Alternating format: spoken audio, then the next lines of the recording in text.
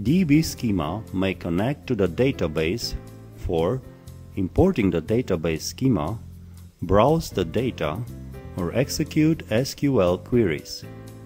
I will start a new project and connect to the database.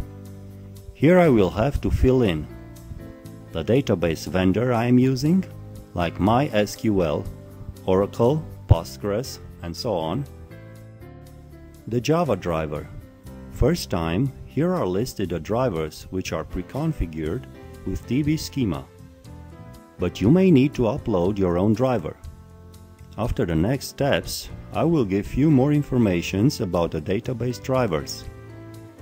Next step is to fill in the name of the machine where the database is installed. If the database runs on the same machine, just use localhost. The port is usually presented by DbSchema. Fill in the login user and the password. Since in the most of the cases on one machine can run multiple databases, we have to choose on which database we want to connect.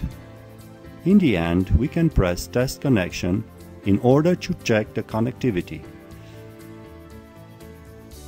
Now let's return to the drivers. Database drivers are software files with the extension .jar, which allows us to connect to the database. A database may have one or more drivers, some written by the same vendor as the database or a different vendor.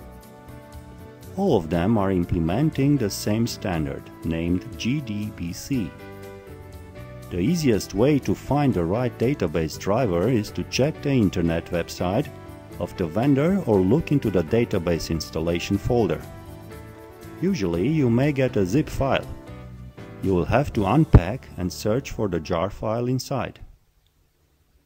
On the DbSchema help menu and DbSchema website, you may find interesting information about the drivers and how to configure them with DbSchema.